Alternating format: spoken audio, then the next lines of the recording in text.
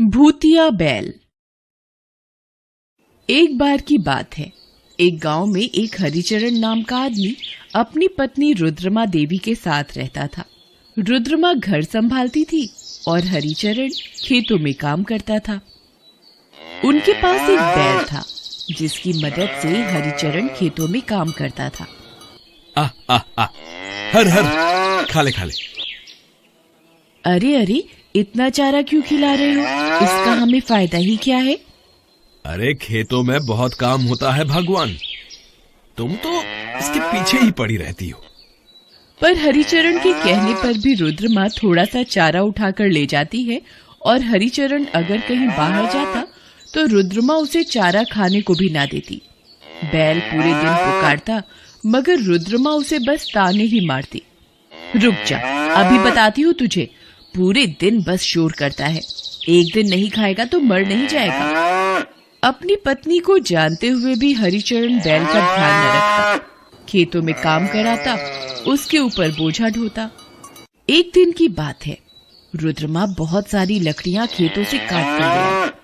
हाय, मैं मर गई, कितनी भारी है ये लकड़ियां। तो किसने कहा था इतनी लकड़ियां लाने को? हाँ, तुम अपनी बैल की सेवा करो, एक गिलास पानी तक तो पूछ नहीं रहे हो। हाँ लाता हूँ। फिर उसी रात को आसमान में घने काले बादल छा जाते हैं और बूंदाबांदी शुरू हो जाती है। रुद्रमा की आंखें खुल जाती हैं। हाय रे, बारिश में मेरी तो लकड़ियां ही भीग जाएंगी। रुद्रमा भागकर जाती है तो देखती है कि लकड़ियां भीग रही हैं। घर में बैल की जगह को छोड़कर कहीं जगह नहीं थी जहां लकड़ियों को रखा जा सके। तो रुद्रमा बिना सोचे समझे बैल को खोलकर बारिश में खड़ा कर देती है और लकड़ियों को बैल की जगह पर रख देती है और जाकर घर में सो जाती है। बारिश और तेज हो गई, रात भी गहरा रही थी, तो बैल खुद के बचाव में वहां से निकल गया और चलते चलते रात के अंधेरे में जंगल की ओर चला जाता है। फिर एक घना पेड़ आता है जिसके नीचे जाकर बैल खड़ा हो जाता है और दुखी होकर चिल्लाने लगता है। उसकी आवाज से पेड़ पर सो रही चुड़ैल की आंख खुल जाती है। कौन है जो रात में भी चैन से सोने नहीं देता? फिर चुड़ैल देखती है कि पेड़ के नीचे एक बैल खड़ा है। भला इतने घने जंगल में ये यहाँ, वो भी इतनी रात में क्या कर रहा है? मनुष्य तो मनुष्य, आजकल पशुओं का भी कुछ पता नहीं चलता कब क्या करते रहते हैं। पर मुझे क्या, मुझे तो बस एक शरीर चाहिए, फिर वो किसी का भी हो।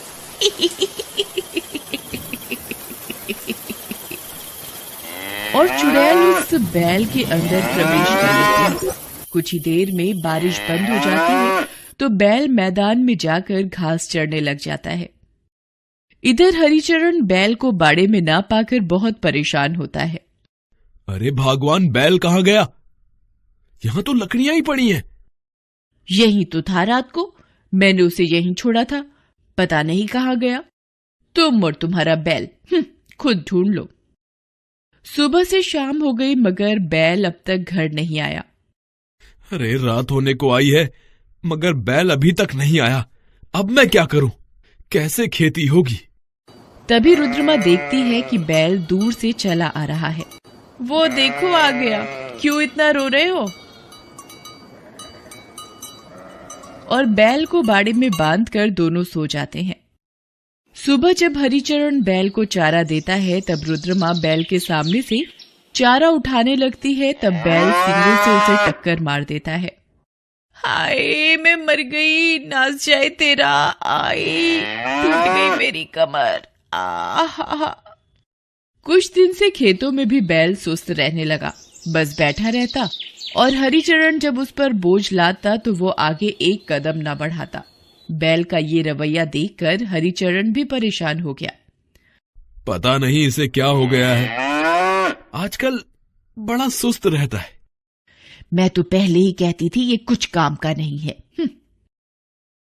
हरिचरण घर के काम से बाहर जाता है तो उसे आने में कुछ देर हो जाती है।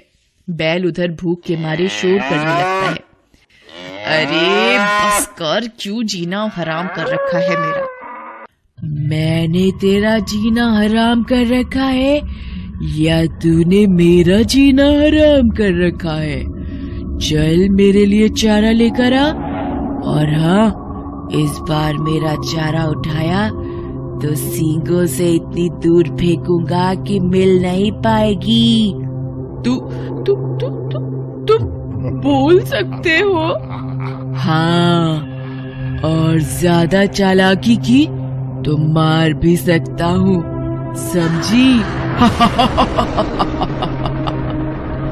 तेरी कमर तो मैं अभी तोड़ूंगा। आए, मैं मर गई, कोई तो मुझे बचाओ। आए, आए, कोई तो बचाओ।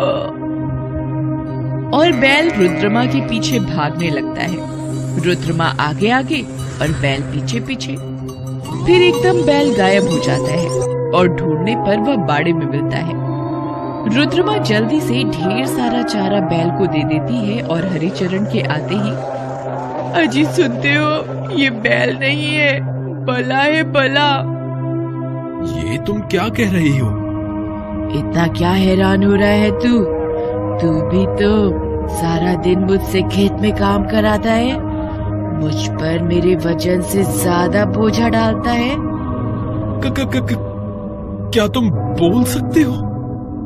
हाँ, तुम बेजुबान जानवर पर इतने जुल्म ढाते हो और खाने के लिए भी पेट भर खाना नहीं देते हो। भागो रे, इसमें तो भूत है। अरे रुक, कहाँ भागी जा रही है? मैं भूत हूँ या तू भूत है? अब तुम क्या चाहती हो?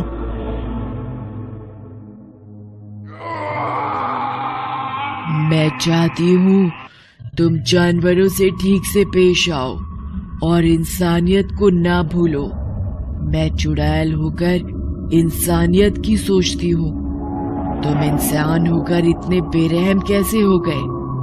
मन तो करता है दोनों को सींगों पे उठाकर दूर फेंक दूं। मुझे माफ कर दो, आगे से मैं इसे अपने बच्चे की तरह पालूंगी। ठीक है, मैं आसपास ही रहूंगी।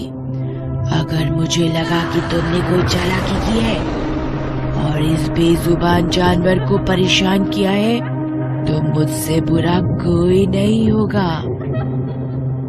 ऐसा कहकर चुड़ैल जंगल में चली जाती है और हरिचरण और रुद्रमा अब बैल का खूब ख्याल रखते और खाने को भी भरपेट देते। तो बच्चों, इस कहानी से हमें ये शिक्षा मिलती है कि हमें बेजुबान जानवरों का ख्याल रखना चाहिए और कभी भी उन्हें परेशान नहीं करना चाहिए।